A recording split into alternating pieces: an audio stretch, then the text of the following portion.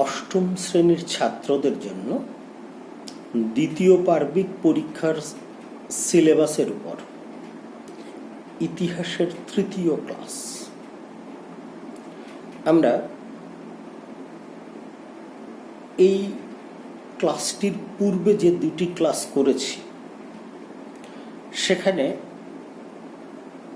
মূলত ঔপনিবেশিক অর্থনীতি বলতে কি বোঝো, ঔপনিবেশিক অর্থনীতি বিষয়টি কি এবং কিভাবে ভারতবর্ষে ইংরেজরা রাজনৈতিক কর্তৃত্ব প্রতিষ্ঠার পরে অর্থনৈতিক কর্তৃত্ব প্রতিষ্ঠা করেছে তার কিছুটা ইতিহাস, এবং রাজনৈতিক কর্তৃত্ব প্রতিষ্ঠার সঙ্গে সঙ্গে তারা দেওয়ানি লাভের পরে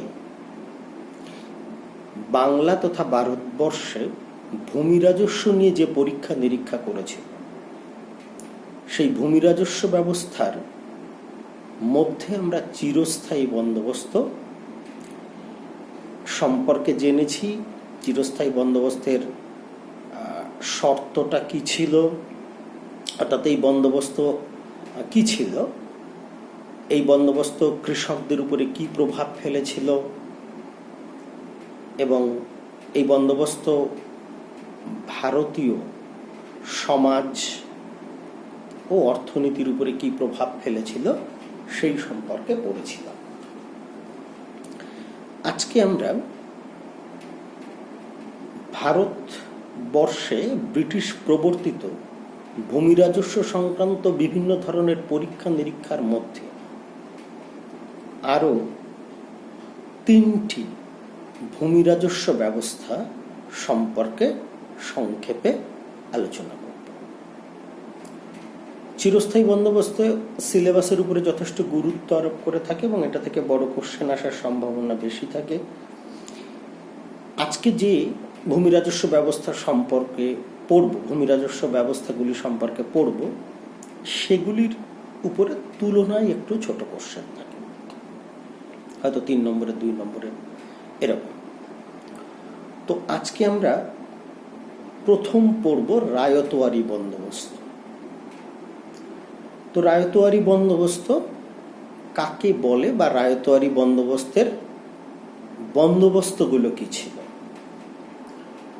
রায়তওয়ারি বন্দোবস্তের আলোচনার প্রথমেই আমাদের বলে নেওয়া যায় যে রায়ত শব্দের অর্থ হলো কৃষক। যখন ভূমি রাজস্বের ক্ষেত্রে সরাসরি কৃষকদের সঙ্গে কোনো বন্দোবস্ত করা হচ্ছে, কি পরিমাণ ভূমি রাজস্ব কৃষকরা দেবে, কত বছর দেবে, কাদেরকে দেবে, এই যে বন্দোবস্ত, সেটাকেই আমরা বলছি রায়তওয়ারি বন্দোবস্ত। মূলত ভারতের দক্ষিণ ও দক্ষিণ পশ্চিম অঞ্চলে এই বন্দোবস্ত চালু হয়েছিল 1820 খ্রিস্টাব্দে। এই বন্দোবস্ত চালুর ক্ষেত্রে মুখ্য ভূমিকা নিয়েছিলেন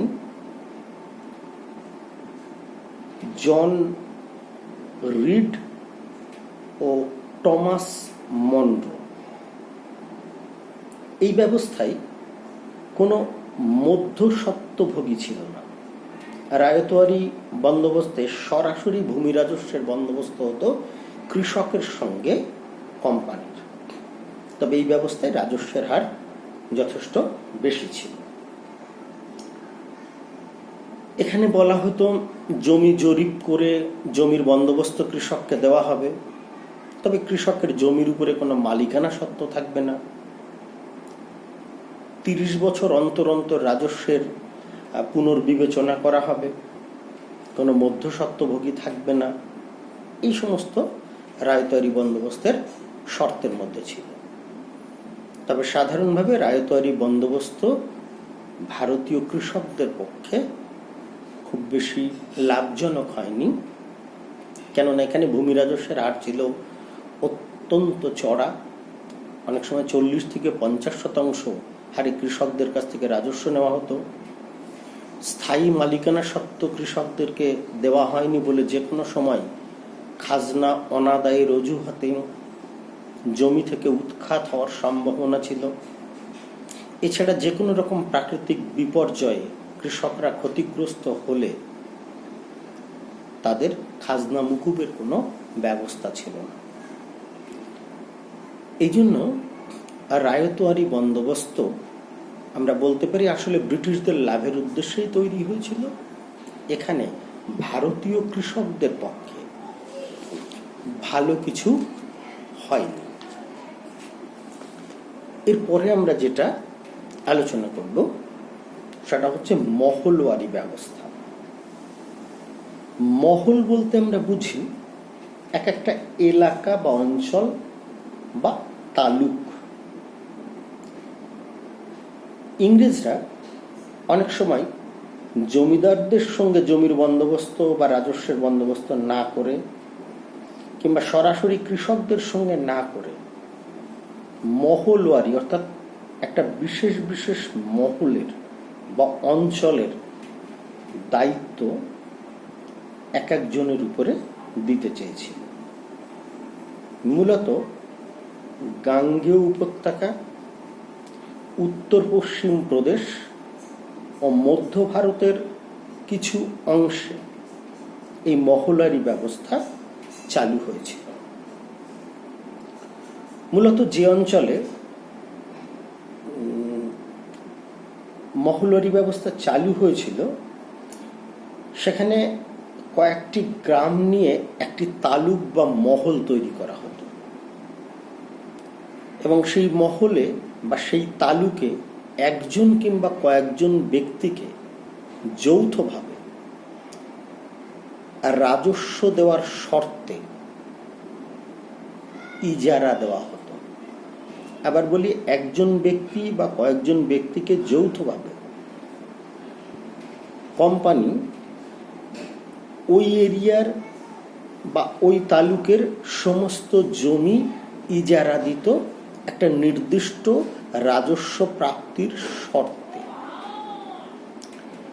এবং এই প্রাপ্তির ক্ষেত্রে দেখা যেত যে ওই অঞ্চলে যারা ইজারা নিত, যে তালুকদাররা কিংবা যে ব্যক্তি কিংবা কয়েকজন ব্যক্তি, তারা কৃষকদের কাছ থেকে আদায়কৃত ভূমি রাজস্বের 20% পেত আর সরকার পেত 80%। এটা প্রসঙ্গে বলে নিই, এই ব্যবস্থা প্রবর্তন করেছিলেন এলফিনস্টোন। তবে মহলওয়ারি ব্যবস্থাও অন্য দুটো রাজস্ব ব্যবস্থার মতোই ত্রুটিপূর্ণ ছিল এবং কৃষকদের পক্ষে কখনোই সুফল বহন করে আনতে পারেনি। কারণ এখানেও কৃষকদের জমিতে মালিকানা স্বীকৃত হয়নি এবং এই ব্যবস্থায় কৃষকরা জমিদার বা তালুকদারদের নয়, সরাসরি কোম্পানির অধীনস্থ হয়েছিল। কৃষকদের খাজনার পরিমাণ ক্রমশই বৃদ্ধি পাচ্ছিল, অথচ সেই তুলনায় কৃষকদের খাজনা প্রদানের ক্ষমতা বাড়ছিল না। মহলওয়ারি ব্যবস্থাতেও কৃষকদের কোনো উন্নতি হয়নি, বরং তারা মহাজনী শোষণের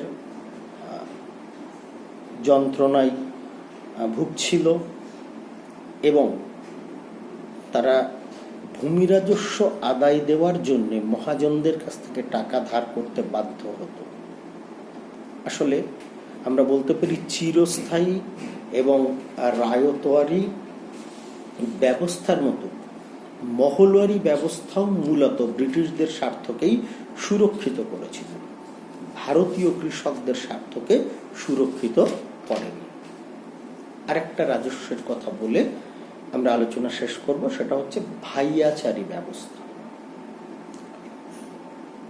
এই ব্যবস্থাটা মূলত ভারতবর্ষের পাঞ্জাব প্রদেশে চালু ছিল। এখানে কৃষকের সঙ্গে সরাসরি কিংবা বিশেষ অঞ্চলের জনপ্রতিনিধি এবং ওই অঞ্চলের সরকারি যে কালেক্টর অর্থাৎ ভূমি রাজস্ব আদায়ের দায়িত্বপ্রাপ্ত কর্মচারী, তাদের মধ্যে পারস্পরিক আলোচনার ভিত্তিতে খাজনা নির্ধারিত হতো। এবং সেক্ষেত্রে রাজস্বের হার কয়েক বছর অন্তর অন্তরই বৃদ্ধি পেত। এই বন্দোবস্ত কৃষকদের পক্ষে খুব একটা লাভজনক হয়নি, কারণ এত ঘন ঘন রাজস্বের হার বাড়ত যে কৃষকদের উৎপাদন বা রাজস্ব প্রদানের ক্ষমতা সেই হারে বাড়ত না, বরং যারা চুক্তির মধ্যে থাকতো, অর্থাৎ ওই জমিদার বা জমিদার শ্রেণীর লোক, তাদের আয় বৃদ্ধি পেয়েছিল। কৃষকদের আয় বৃদ্ধি তো পায়নি, উপরন্তু তারা সেই মহাজনী শোষণের শিকার হয়েছিল। বরং এক্ষেত্রে নতুন একটা বিষয় যে ব্রিটিশ কোম্পানিও এই ব্যবস্থার মধ্য দিয়ে প্রত্যাশা মতো রাজস্ব আদায় করতে পারে। যাই হোক, ভূমি রাজস্ব ব্যবস্থা যা ইস্ট ইন্ডিয়া কোম্পানি ভারতবর্ষে প্রবর্তন করেছিল, সেই সংক্রান্ত আলোচনা আমরা শেষ করব। এখানে একটা প্রশ্নের আলোচনা আমি ভূমি রাজস্ব ব্যবস্থার অন্তর্ভুক্ত হলেও আলাদা করে ক্লাস আর নেব না। সেটা হচ্ছে, আমরা যেমন চিরস্থায়ী, মহলওয়ারি, রায়তওয়ারি, ভাইয়াচারি প্রত্যেকটা ব্যবস্থারই আলাদা আলাদা করে এর শর্তাবলী বা এই ব্যবস্থা কৃষকদের উপরে কি প্রভাব ফেলেছিল সেগুলো সম্পর্কে বললাম। এগুলো যেমন আলাদা আলাদা করে আসে, ঠিক তেমনি সার্বিকভাবে এরকম একটা কোশ্চেনও আসে যে কোম্পানি প্রবর্তিত বিভিন্ন ধরনের ভূমি রাজস্ব ব্যবস্থা ভারতবর্ষের কৃষকদের উপরে কি প্রভাব ফেলেছিল।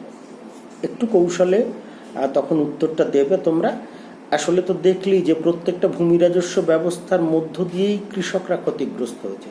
সুতরাং প্রত্যেকটা ভূমি রাজস্ব ব্যবস্থার ফলাফলের অংশটা পড়ে যে বিষয়গুলোতে দেখবে কৃষকরা ক্ষতির সম্মুখীন হচ্ছে, যে বিষয়গুলোর সঙ্গে কৃষকদের